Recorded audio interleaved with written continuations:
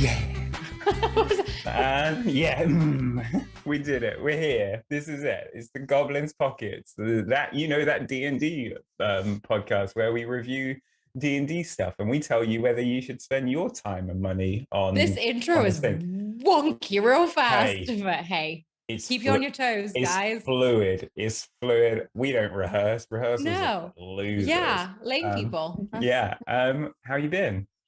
Good. I've just come back from a beautiful holiday. I am now melting in my own home, which is not something everybody wants, but it's fine. It's fine. It's fine. And It's sunny outside. So it's you great. you had a birthday whilst you were away as well, I didn't you? did. Happy birthday We to both, Monica. we're Well, both birthday people. we're both old now. Wonderful. So we're old and wise, and you should listen to our opinions. that's the what comes out of our birthdays is Yeah, we know stuff, guys. We we know do. stuff. We're just so much older and wiser now.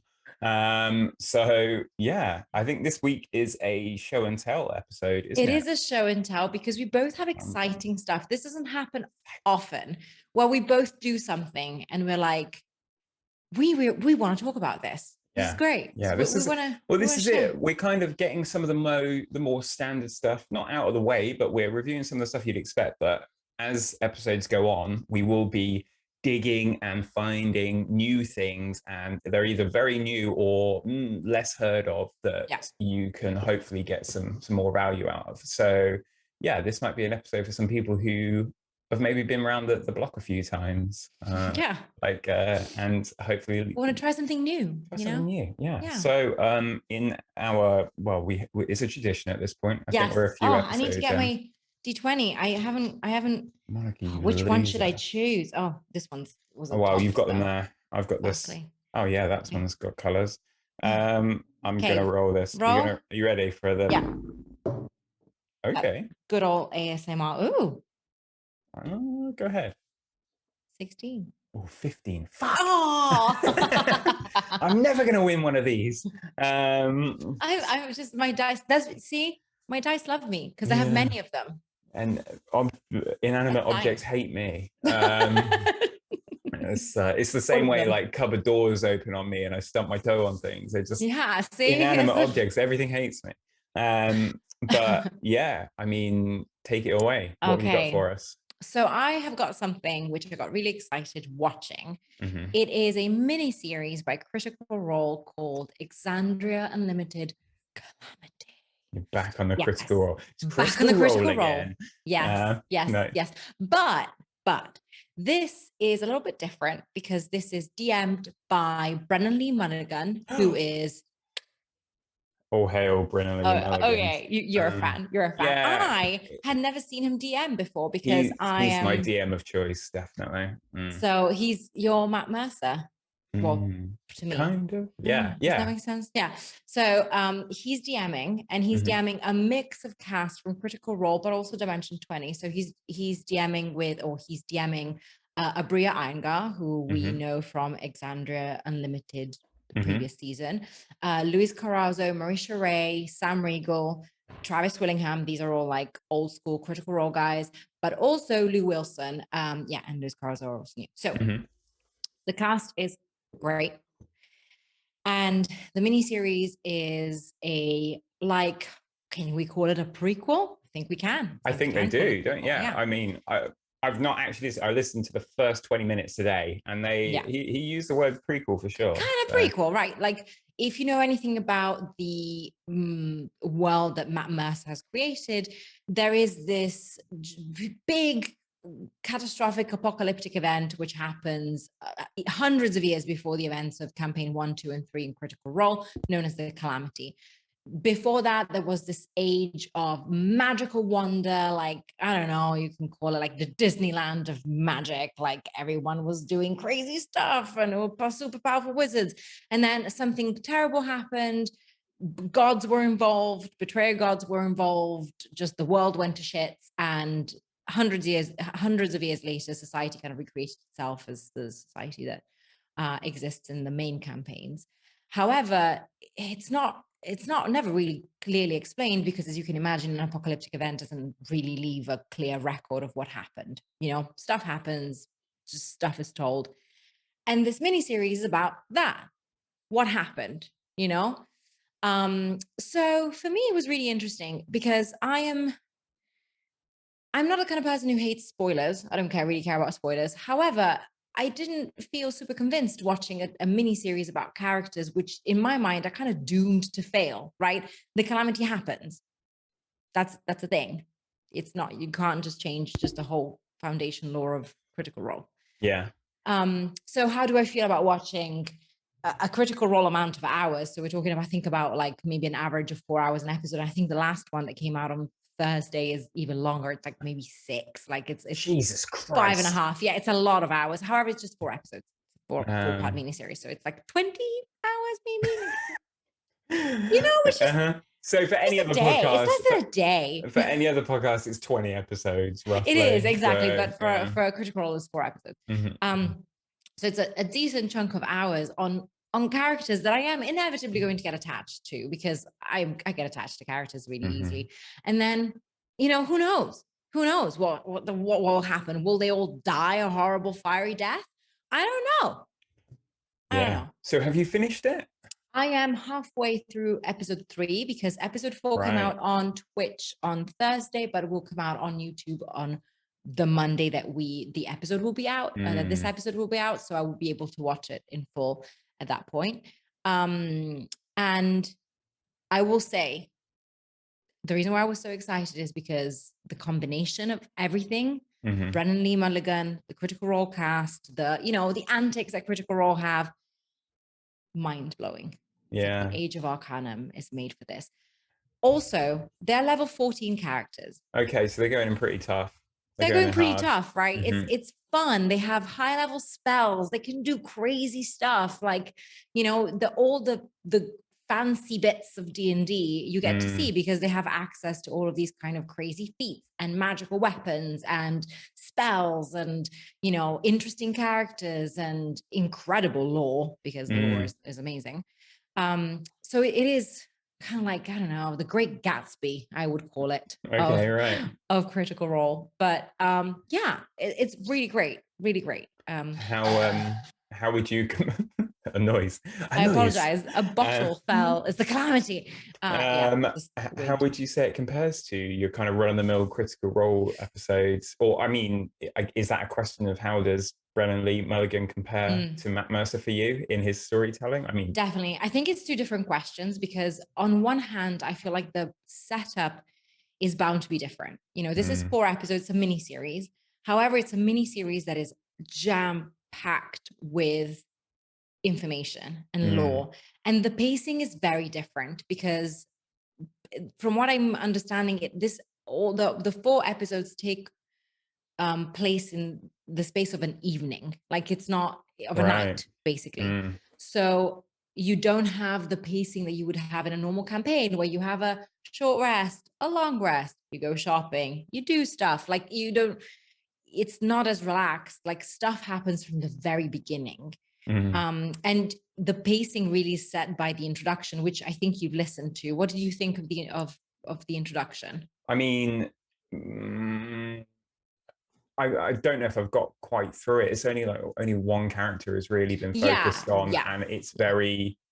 I mean, I don't listen to to Critical Role, so there could be loads of shit that's being thrown in there that makes sense to somebody who, you know, I know what Taldore is ish. And I'm just like, I know roughly what's going on. So at the moment, it's a bit over my head. Like, however, I've watched, you know, this so many hours of Critical Role, and it's confusing for us too. Like, it's kind of meant to be like, you know, that this huge thing happens with gods. Like, gods are still in the realm of people, and stuff happens that causes them to like go away behind the divine gate, and the world basically nearly ends. Right. However, you have no idea what is happening. Like, you have no idea what they're talking about. You have no idea why there's like time shifts and blood and people. But at the very beginning, Brennan Lee Mulligan gives, you know, like we all do this, like, oh, Critical Role does this, but many podcasts, like, introduce your character. Like, what do people see? And the thing that he does is, at this point, he's talking to Lewis, I should say. Yeah. And he's saying, introduce your character, but do so bearing in mind that your character's mouth is full of blood. Yeah. And you're like, what is happening? Yeah. Like, what is that? This is the beginning. Like, this is the beginning. Like, people should be relaxed in a tavern, drinking, waiting for guests. Like, this is the standard thing. So I feel like the pacing really comes from that. You're just thrown into just a deep end. Okay, right. So you know how some people have never watched like Star Wars, and you go, fuck it, start at the beginning, like as in episode 1, even though it's one of the newer films. And this is a prequel to everything. Yeah. If you are new to Critical Role, is this a good place to jump in, or is this like you can absolutely jump in? You can absolutely jump in. Like a lot of these characters, like half of the table is not Critical Role cast, and you can tell that they haven't watched all of Critical Role. Okay, good. And you know this because they will mention things which the kind of the cast of Critical Role will be like, oh my god, it's this guy, because you have pieces from the lore that you get in the campaigns that kind of surface, people who have been long dead, mythical people who have been heroes of the old ages, who are present and alive, and you're like, oh, that guy. However, half of the table doesn't know them, and that's fine. You don't need to know them. There's something for everyone, kind of. There's something for everyone. Like, you will miss some of the reactions from the cast. You will miss some of the like inside jokes and the like winks of like, oh my god, it's the guy that we met. But you don't need that. You don't need that because the DMing by Brennan Lee Mulligan is incredible. I've never seen someone just throw homebrew, like thinking on your feet and deep lore in a session in the way that he does. Like, he can go back to the page and just cite incredibly like complex pieces of history. Yeah. But he can also be like, you know what? I'm going to homebrew this. The thing that you just did causes this to happen because it would make sense. I think this is cool, and rule of cool, first of all. And I love that. Like, I think that's a beautiful way to DM. I do really like his DMing style. You can tell he's been doing it. I think he's been DMing since like 10 years old. Yeah, like, he says he's been playing for a long time. Like, it shows. Not to say Matt Mercer doesn't. How do you find the two of them comparatively? They're very different styles of DMing, which I love. Like, I think we talked about the Matt Mercer effect in our very first episode, and I think this shows you something else that you can do. Like, this shows you another way that you can pace yourself, that you don't need all of the voices, you don't need all of the crazy like narration style that Matt Mercer has. Like, his way of, like, I think, describing his world, the world came from his brain, it makes sense, he knows everything. Brennan Lee Mulligan is playing in Matt Mercer's world, but he's also making it his own. He's like, fuck it, that's canon now. Like, this is it. Matt Mercer, text me if that's a problem, but should be fine. And the way that he does that is by really giving his players agency, which is not something Matt Mercer doesn't do. He absolutely does that, but he does it in such a playful way that you're kind of, like, I've watched the first episode and I blinked and it was 3.5 hours in. And you're like, is it dark outside? Like, it was kind of that feeling of just, you're watching a game where people are having fun and they're getting shocked by things. Like, the reactions are so authentic. I think that's something that Matt Mercer can do, but his strengths are different. Like, his strengths are the creativity, the mind-blowing creativity that is in his brain. And how he kind of puts it to good use. But yeah, I'm babbling on for ages, it's good. It sounds like you're a fan then, as far as your recommendation goes. This is something I can tell you what, I was Dimension 20 is a really big thing, right? It's like when we were discussing, where do you jump in Critical Role? It's this huge thing.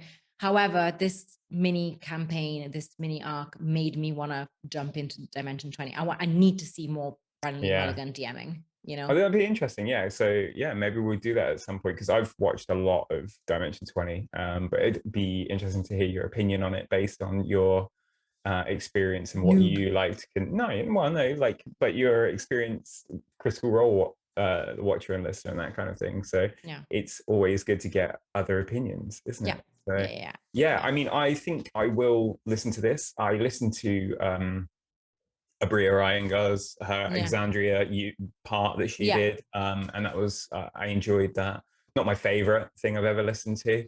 Yeah, I feel like And Abria's DMing style probably resembles a home game a bit more, yeah, right? it It's does, just and that's chaotic and well, this is wild. it. And, I can appreciate it and I can respect it, but equally, sometimes I want that high production, Yeah. really considered like strong stuff. And I didn't, there were a couple of things she did that I'm just like, that really, that bugs me. And I'm a big fan of Brennan Lee Mulligan. Oh, So his I'll probably transitions are incredible. Like the pace and the way that he transitions from scene to scene. Consider these are high level characters. I will say, as you were saying this and trying to like think of like, it's not just the fact that it's high production. This feels more to me like listening to an audiobook. Right. Okay. Like yeah. it has the feeling of like, this feels like a coherent story, probably because, as I said, there's a defined ending event that needs to happen. Yeah. Right. From what I'm understanding is the idea is what actually causes the event. It's not certain. Like the players can, you know, mess around and their roles in it is fluid. However, the ending is clear. At some point it needs to be this apocalyptic event. And that's why it feels more like structured than a home game. A home game is like, you know, it's Dungeons and Daddies. It's like you set up a battle and people strip in the middle of the battlefield. Like it's much more. This is like, this is a story that we're part of. We're listening.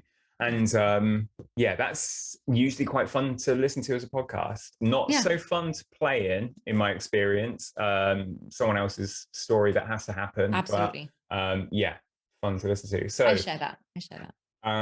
What's your roundup and how would you rate it?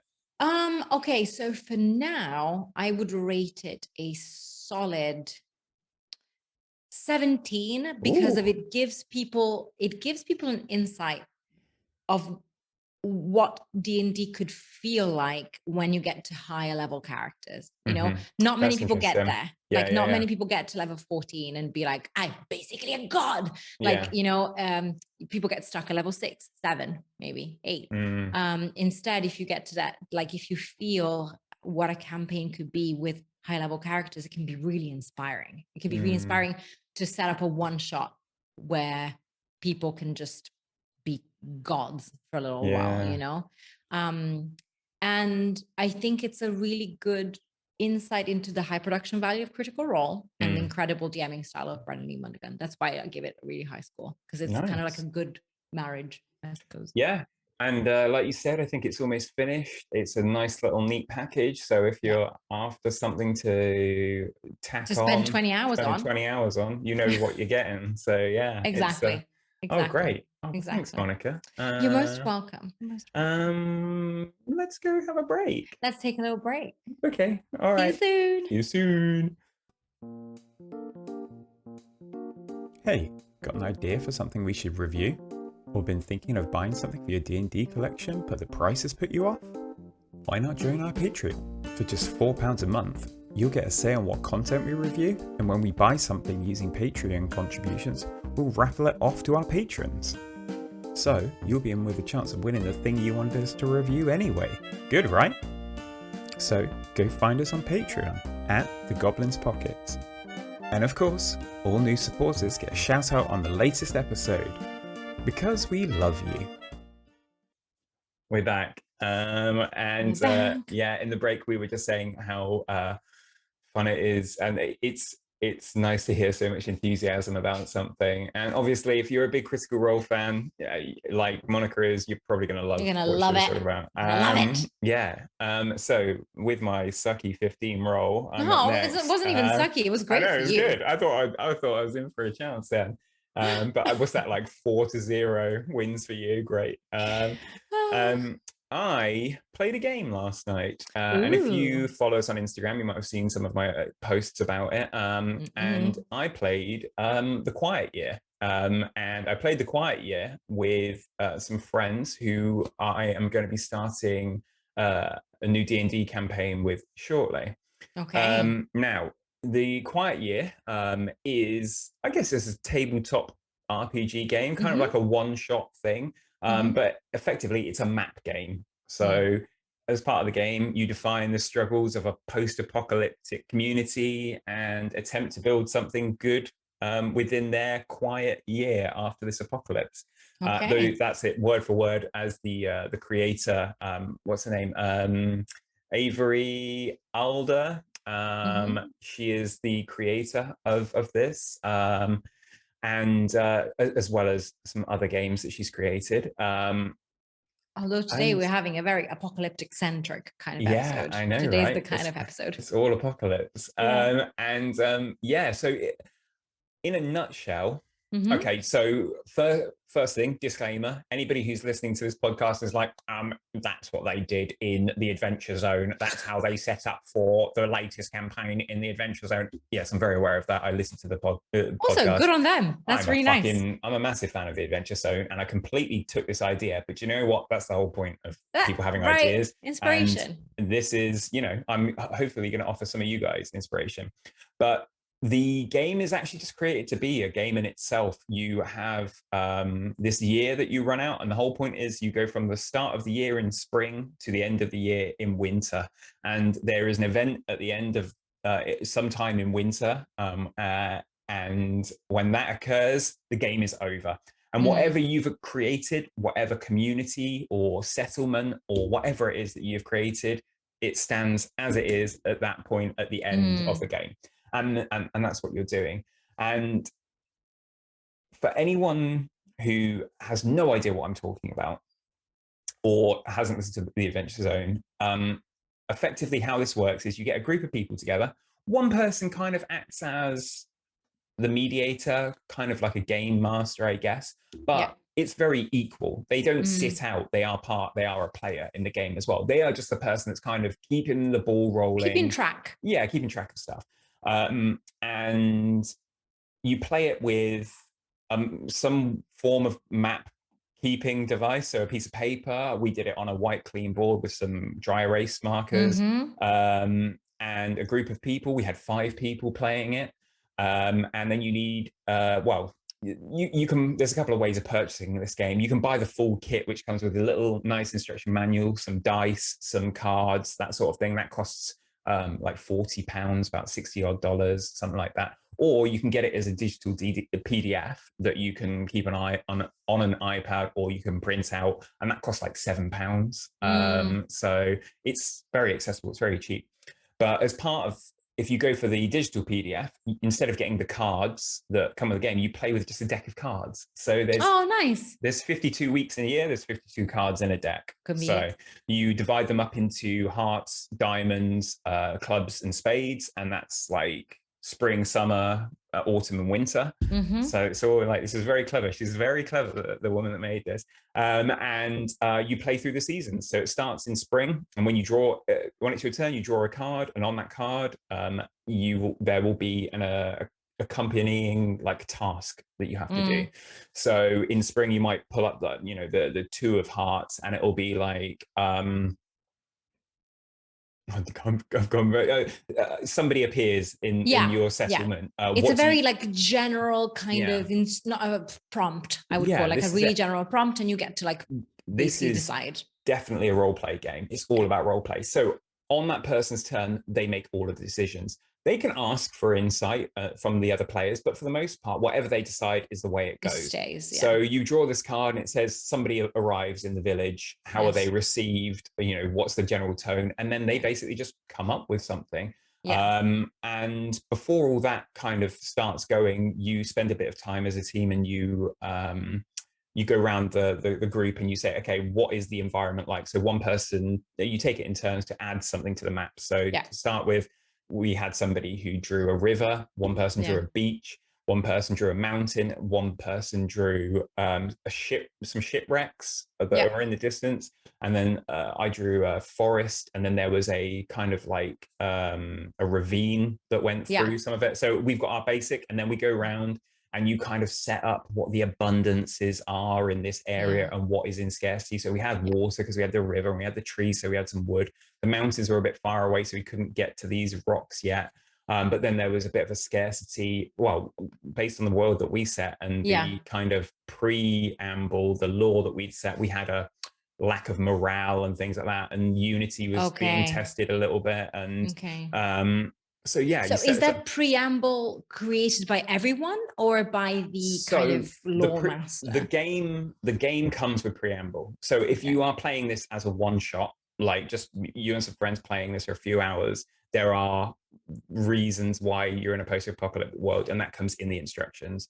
I've created some preamble for the world that our D&D campaign is going to take place in, effectively. So before the game started, I said, this happened, this is why there was an apocalypse. You are 150 refugees that have escaped, and this is where you find yourself. So, and over the year, we basically built a community. We discovered the land around us. We met opposing forces, enemies, predators, all this sort of thing. And you go round the table, you take it in turns, and on each of your turns, you draw a card, you do whatever it says on the card, and then you get the chance to take an action, have a discussion, start a project, have a discussion, or discover something new, and you pick what happens there. And man, like I'm just shouting out the instructions right now, but in a nutshell, it was brilliant. That's great. Yeah, it was really fun to have, because I'm going to be DMing this new campaign. So my intent for using the Quiet Year was very much, like I said, kind of like what they did with the Adventure Zone. And I have a rough idea of what's going to happen, what would be happening at the end of this game, what happened before this game, and kind of the world that we will be existing in.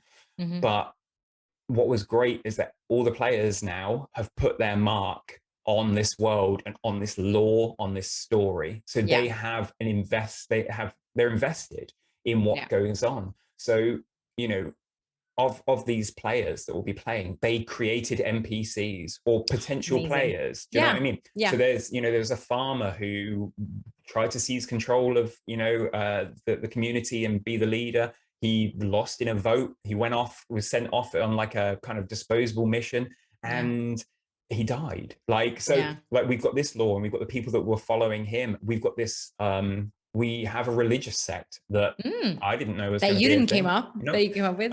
So we have this religious sect, and we formed a religion. So during everybody putting their own little mark on it, and what the religious symbol is, who they pray to, why they pray to them, all that sort of thing. And we now have a religion.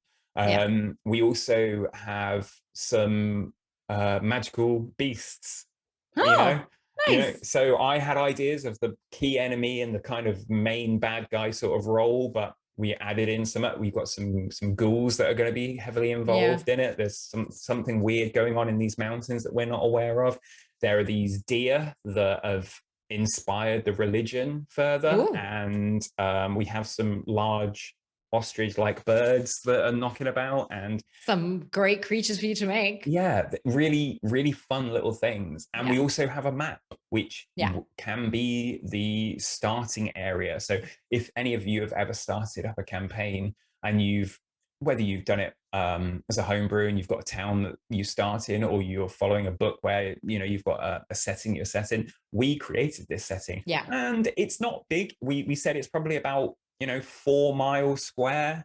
So they won't be here forever, but they appreciate that. We had visitors that we met up with, and they'd come from another continent, they look completely different. And we already kind of said, from a D&D stance, some of these races, blah blah blah, will come from this other continent, from a different continent. And they will speak different languages, and very few people speak both languages. So we've got that part of it, and that gives these players potential, like, oh, maybe I'll be somebody from the other continent who's come over to this one.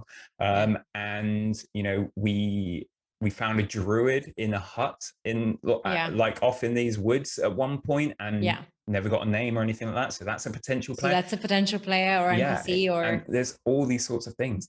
And from what I understand, everyone had a really good time. We sat around. It took about 4 hours. Okay, I was going to ask, like, how long is a session?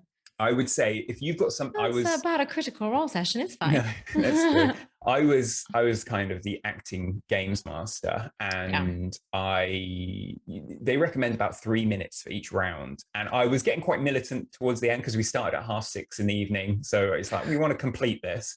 Before dawn breaks. Yes. Yeah, exactly. So there is a bit of a get on with it, and a little bit of overlap. Like, the whole thing is, whilst you're coming up with ideas, you draw everything on the map. So the map gets quite detailed. And so whilst people are drawing, I'm like, right, next person's turn. Whilst they're finishing their drawing, they've explained what's going on.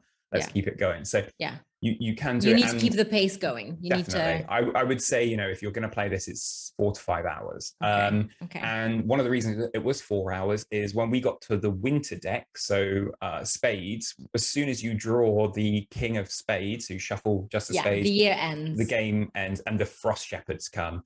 And in my game, the frost shepherds were the people that they escaped from, had spent the year tracking them, found them, and they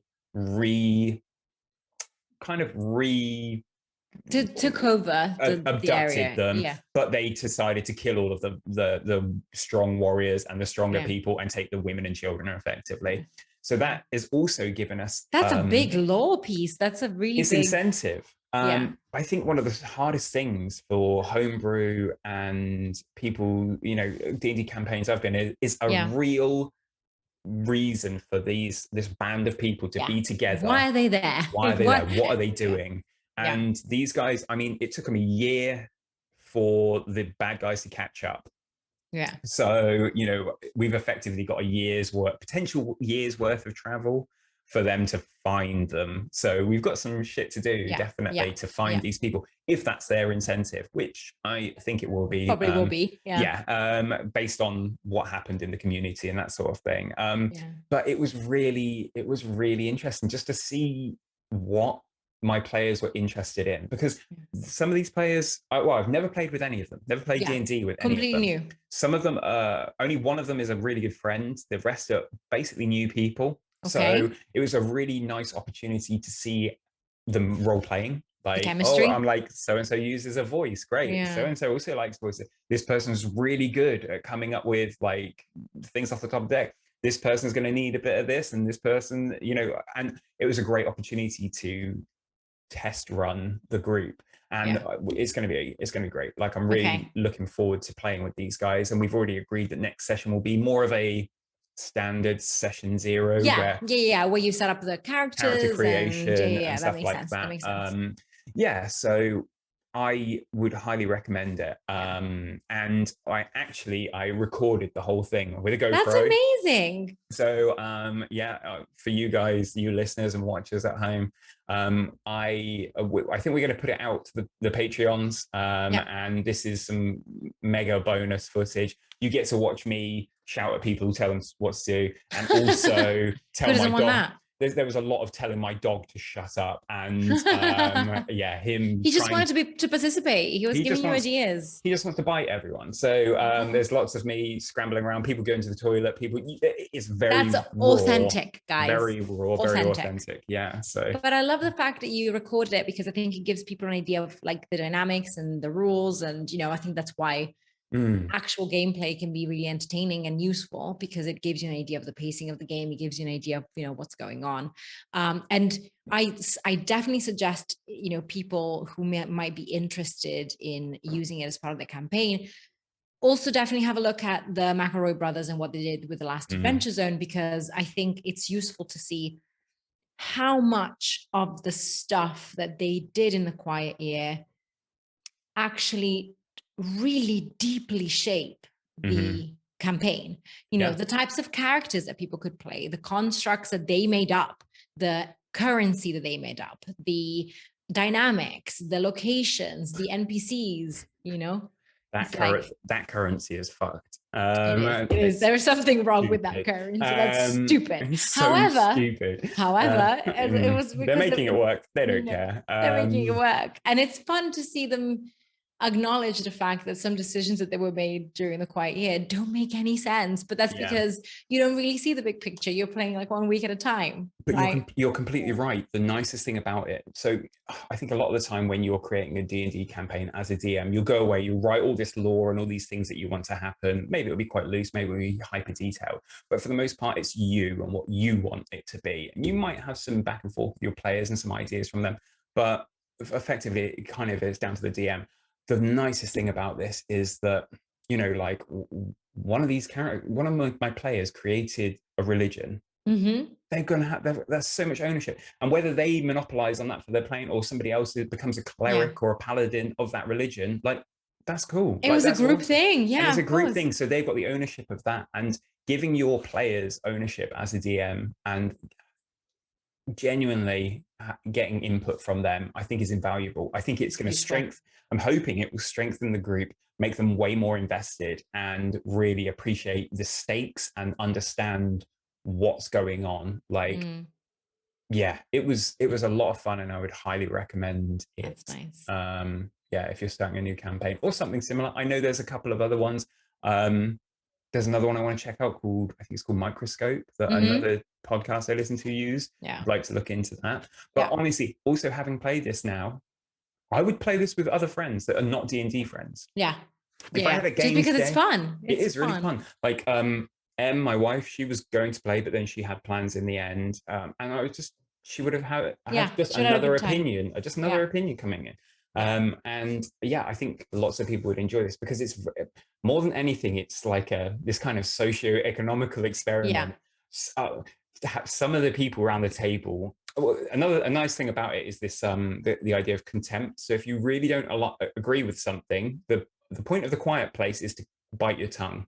If you really don't agree with what somebody's doing on their turn, tough shit, effectively. It's their turn, it's not your turn. Do what you want on your turn.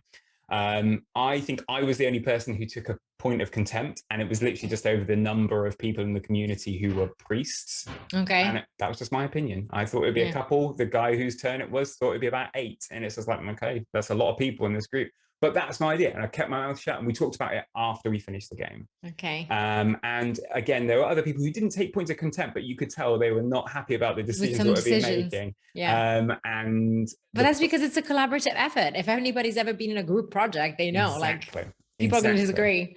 Different people, different priorities, different ideas. But I'm really proud of the group. I think they did a really good job, and I think they got on so well for a group of people that are like, first time playing, and world building of all things. Will say it didn't get. I've got one player who's never played D&D, but nobody made her feel like they didn't go ultra hard on the D&D. Do you know what I mean? So they're like, oh, there's races of elves, and there's everything was very much like from scratch. Like I said to her, like there was a point where she was discovering this new group of people, and I was like, look, I know that you don't know anything about races in D&D. If you want to say those are giraffe people or hedgehog people, we'll make it work. Like we can create a race. That's fine. But yeah, it's a lot of had a really good time, and I'm looking forward to getting the video of us playing out. Yes, please do. And show some people. I think we should check in, in a few episodes maybe, because I was also thinking of trying a quiet year because I also wanted to try, map building with a group of people and seeing how that goes. And maybe we can do a little check-in episode where you tell me how the campaign is shaping up based on that world, and I give you my, newbie review of a quiet year based on my group, and see how we fared. Yeah, sounds awesome. So, and tell me, how do you rate this? Because you seem very excited. It's really hard it's rare to see you this excited. I know, right? I have capacity to enjoy things. It's just potential. It's really good. Obviously, it's a bit different, and our listeners who are listening to us for D&D content might not have any chance to use this. They might be halfway through a 4-year campaign that this will never come into it. However, I would say you could do this if as a one-shot. Say you've got a group where you've got somebody missing this week and you still want to get together. fuck it. You know, if you haven't explored every aspect of that world, or you know you're Yeah. going into a new area, create it. Go in, be the townsfolk, Yeah. create a world, create a Yeah. town where you know everything that's gone on in that last year in that town, and then make it so it ends when the devastation happens. You know, you always get to these towns and they're like, oh, we've been Oh, ravaged yeah. by zombies. Like, help us, please. Fucking play that out. Play out Yeah. their last year and see what it is. Because when you come in, you'll know about different people in the town already. You'll know about monsters and things that Yeah. have happened. We had some And they will magical affect your items come up. world, Yeah, you exactly. know? This is it. So I would recommend. I would say you could slot it into the middle of a campaign if you wanted to. Interesting. And my rating, I'm gonna give it a 19. Wow. I think it's my highest. Yeah, That's a high and mighty mark. you know, Score, thing, number. I think more than anything, I enjoyed the collaborative world building aspect. I love DMing. I really like it. I think one of my biggest dungeon master faux pas is dungeon masters who have got too much of a hard grasp on the world and what is possible, and their players have to play in their sandpit. Yeah. You know, those it's my game system, I'm taking it home. It's my football, I'm taking it Yeah. home. Like, Yeah. it's that sort of thing. And it's like, It's not what D&D is about. No, it's not. really. It's a collaborative storytelling opportunity, and having your players tell you what they think is important in a world is Yeah. brilliant. Like, brilliant. I now have things to focus on. I know what those players like to do. I know what they're interested in. Yeah. If they're interested in the politics, or they're interested in, you know, training armies, or, you know, whatever it is. I know all these things about them now before I ever put pen to paper, really. I had some ideas, like, I had some loose preamble of the world that they've just exited after this apocalypse and stuff. But yeah, I've gone on too much. But yeah, very enthusiastic. Very good. You made me want to play. Gosh darn it. I'm going to play a quiet year. That's going to happen. Enjoy so, it. Yeah. Well, thank you so much for sharing that really, really good opinion on. I'll put links in the description for Please do. Avery Alder's Instagram account, because that's also not for me, you know, for you, and the website where you can purchase this. Support creators who make amazing games that make Ian score them with a 19. Like, I feel definitely. like they're really great people. So thank you so much for sharing your quiet year. I'm looking forward to seeing your gameplay, because I do love actual gameplay, as you know. And we will see each other soon, guys. Go get on. Well, like I said, if you want to listen to this quiet year, you're gonna have to sign up to the Patreon. It's cheap. It's only like £4 a month something, and it helps us, like we said in the past. If you follow us on Patreon, we can buy more of these games and things and review them and find them for you. So that's what we use the money for. We're not winding up. And we'll donate everything back, because we don't need to keep this stuff. We just want to review it for you guys. I'm not going to donate this PDF because he loves it. You know, I could just send this PDF out for free. No, I mean, that's cheating. I mean, we're going to buy books and then donate them to you guys. Well, lastly, actually, there is one thing that Avery does that I think is really cool, and you can miss it if you don't read the description of each game, but she has a section on every game where she says, if you are living in poverty or from a low-income household, here is a token for 30% off. So that's really amazing. It's really cool. She's a really good person. So if you're listening to this and you're thinking, oh, even £7 sounds a bit spicy for me, $10 I think it is, this will get you $3 or, you know, a couple of quid off of it. So that sounds great.